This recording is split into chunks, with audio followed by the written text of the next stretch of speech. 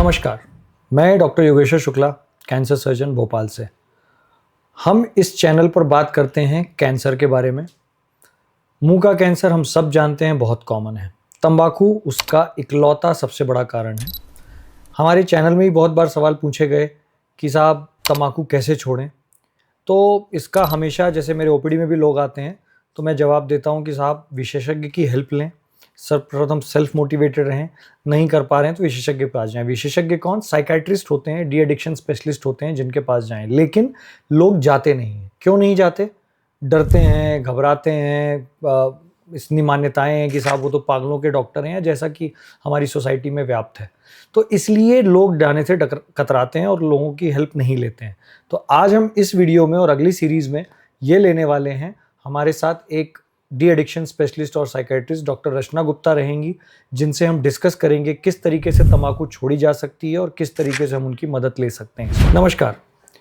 तंबाकू कैसे छोड़ें, क्यों छोड़ें की सीरीज़ में पिछले वीडियो में हमने देखा कि तंबाकू छोड़ना केवल कैंसर से बचने के लिए नहीं है, शरीर के बाकी अंगों के लिए कैसे ज़रूरी है और कैसे लाभदायक है, वो हमने जाना डॉक्टर रचना से। मैडम, इस वीडियो में मैं ये जानना चाहूँगा, लोगों को ये लगता है या कई बार मेरे से पूछते हैं कि क्या खुद से अपनी विल पावर से बोलिए या फैमिली सपोर्ट से भी, मतलब बिना किसी विशेषज्ञ की हेल्प के तंबाकू छोड़ा जा सकता है? बिल्कुल छोड़ा जा सकता है डॉक्टर योगेश्वर। हम लोग एक फैगोस्ट्रॉम करके टेस्ट होता है, असेसमेंट स्केल, वो लगाते हैं जिसमें एक 6 क्वेश्चनर होता है और 0 to 3 रेटिंग होती है, जिसके हिसाब से हम very low, moderate, severe and very severe kind of addiction grade करते हैं। तो जो लो ग्रेड के हैं, हाँ, low to very severe, low to very low और मॉडरेट टाइप्स तक के लोग काफ़ी आसानी से, जिनको बहुत ऐसे हेल्प की ज़रूरत नहीं है, आसानी से छोड़ सकते हैं। तो वो क्या करें सेल्फ में, आप बिल्कुल, देयर आर 3 स्ट्रैटेजीज। पहला होता है एक जिसे हम कहते हैं cold Turkey method, which is very easy and favourable method. मतलब एक आज नेक्स्ट 15 डेज में मैंने डिसाइड कर लिया, एक डेट, फिक्स डेट मैंने डिसाइड कर ली कि भाई मैं, मान लीजिए मैं 6 को स्मोकिंग छोड़ना चाहता हूँ। तो डे 1 से हम स्टार्ट करते हैं एक लिस्ट प्रिपेयर करना। तो डे 1 में हम क्या करते हैं, स्मोकिंग से होने वाले नुकसान का एक लिस्ट बनाते हैं। सेकेंड, हम उसमें लिस्ट बनाते हैं, डिक्लेयर करते हैं कि भाई मैं 6 को छोड़ने वाला हूँ, तो अपने नियर डियर फ्रेंड्स को इन्फॉर्म करते हैं so that they are there for me to help me. Third, हम क्या करते हैं कि स्मोकिंग से जो नुकसान हो रहा था और जो फ़ायदे हो रहे थे उनकी लिस्ट बनाते हैं। सेकेंड डे में क्या करते हैं, फर्स्ट ही डे में हम स्मोकिंग से रिलेटेड जितनी भी चीज़ें हैं पहले ख़रीदना बंद कर देते हैं।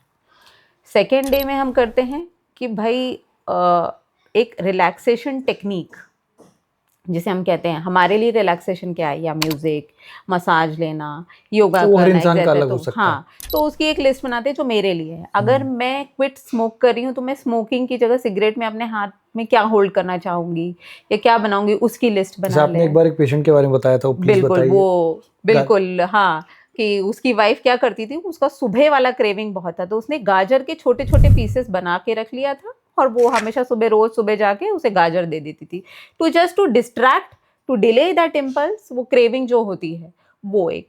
और दूसरा एक ये है, सबसे इम्पॉर्टेंट चीज़, कि हम उसकी लिस्ट बनाएं जो एक हाई रिस्क बिहेवियर अपना है, एक हैबिट है, यानी जिसमें हम पर्सन जिससे हम मिलते हैं, जहाँ पे वो एक कंपनी है जिसके साथ हम स्मोक करना चाहते हैं, सिचुएशंस जहाँ पे हम स्मोक करते हैं, प्लेसेस जहाँ हम स्मोक करते हैं, और जो समय है जहाँ पे हम स्मोक ज़्यादा करते हैं। तो इन सब की एक लिस्ट बना के रख लें, जो अवॉइड करना है। बिल्कुल, जो अवॉइड करने में हमें हेल्पफुल होएगी, क्योंकि हमें ये सारी लिस्ट रिव्यू करते रहना पड़ेगा, क्योंकि हमें ये हेल्पफुल रहेगी हमारे क्रेविंग को बचाने के लिए और हमारे स्मोकिंग को क्विट करने के लिए। तो इन अ वे रीमोटिवेशन के लिए क्या क्या नहीं करना और क्या क्या करना है। थर्ड डे हम क्या करेंगे, हम उसको डिक्लेयर करके हम एक लिस्ट बनाएंगे, जिससे अगर हमारा ये मनी बचता है तो हम उसका क्या यूज़ कर सकते हैं। अगर हम सिगरेट नहीं खरीद रहे हैं तो हम उस मनी का क्या यूज़ कर सकते हैं। फोर्थ डे में हम क्या करेंगे, हम जितनी भी चीज़ें हैं रिलेटेड टू स्मोकिंग उसे घर से हटा देंगे और रूम, कार, प्लेसेस, सिचुएशन, सब जगह, बेडशीट्स, जिसमें भी स्मेल आ रही है स्मोक से रिलेटेड, वो सब वॉश कर लेंगे।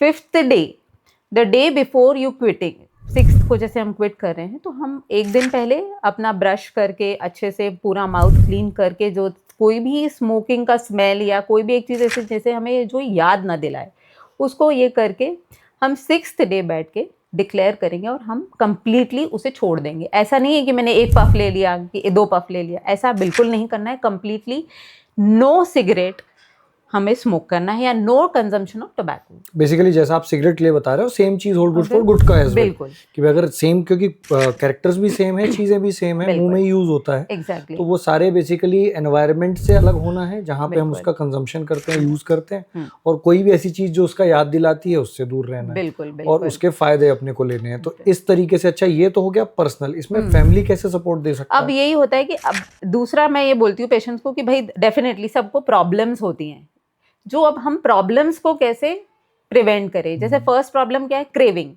तो उस इम्पल्स को हम डिले कर दें, डिस्ट्रैक्ट करें, वाटर ड्रिंक करें सिप बाय सिप। और चौथा ये होता है कि deep breathing, relaxation technique practice करें जिससे हमारी क्रेविंग कम हो जाए। और मैंने यही बताया था आपको कि वो क्रेविंग को डिले या डिस्ट्रैक्ट करने के लिए जैसे वो वाइफ उसे गाजर पकड़ा देती है या कुछ और ऐसे पकड़ा दे या कुछ, तो वो एक इम्पल्सिविटी चली जाए, तो क्रेविंग हम वैसे प्रिवेंट कर सकते हैं। सेकंड ये होता है कि जैसे हमें कॉन्स्टिपेशन हो रहा है, इरिटेबिलिटी हो रही है, लो कंसंट्रेशन हो रहा है, तो हम उस पीरियड के लिए लोगों को बोलते हैं कि भाई तुम्हें वर्क में फोकस करने में प्रॉब्लम हो रही है, अलर्टनेस खत्म हो रही है, तो भाई 2 हफ्ते की बात है, it's just a matter of 2 weeks, take holidays. उस 2 हफ्ते के लिए तुम हॉलीडे ले लो, तो तुम्हें कोई ये प्रॉब्लम नहीं होगी कि मुझे कॉन्सेंट्रेट करना था, ये करना था, तो वो 2 हफ्ते का हॉलीडे ले ले। फिर कॉन्स्टिपेशन हो रहा है, हाइड्रेटेड रखें, फाइबर कंज्यूम करें, ज़्यादा सा हो तो लैक्टिलोज ले लें।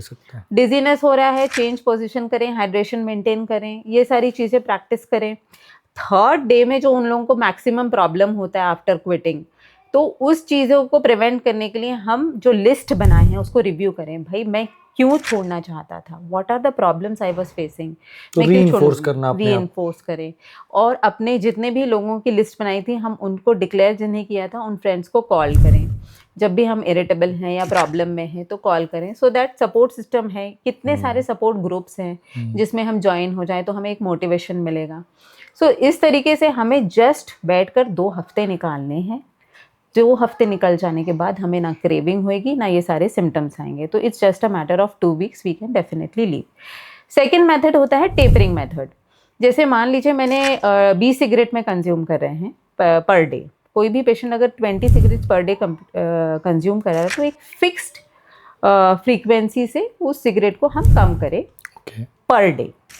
जैसे मैंने 2-2 करके सिगरेट कम किया तो 10 दिन में मैंने उसको कम कर दिया। थर्ड डेफिनेटली स्ट्रैटेजी ये होती है जो सीवियर और वेरी सीवियर में आते हैं, जिन्हें शायद निकोटीन रिप्लेसमेंट थेरेपीज़ की भी ज़रूरत महसूस होती है। तो यहाँ पे साइकियाट्रिस्ट या किसी की भी हेल्प, किसी भी डॉक्टर्स मतलब साइकियाट्रिस्ट या डी एडिक्शन स्पेशलिस्ट की हेल्प से आप इससे छुटकारा पा सकते हैं। तो बेसिकली नटशेल में कहें तो तकरीबन 20 दिन या 3 हफ्ते की स्ट्रगल है। जिस 20 दिन तक अगर आपने चीज़ें कंट्रोल कर ली, तो जैसा कि आपका कहना, और पिछले वीडियो में भी हमने बात की कि शरीर भी रिकवर कर जाता है, क्रेविंग कम हो जाती है, वो जो थॉट प्रोसेस है कि मुझे अब नहीं लेना, वो कहीं ना कहीं कंसोलिडेट हो जाता है, और उसमें पर्सनल मोटिवेशन और साथ में जो फैमिली है वो सपोर्ट ज़रूरी है। किस तरीके से किया जा सकता है, मैडम ने बहुत अच्छे से बताया। अगले वीडियो में हम लेंगे कि निकोटीन की रिप्लेसमेंट थेरेपी, यानी निकोटेक्स और बाकी च्युइंगम वाली जो चीज़ें आती हैं जो बहुत कॉमनली अवेलेबल हैं, उनको एक्चुअली यूज़ कैसे करना है। धन्यवाद। Thank you.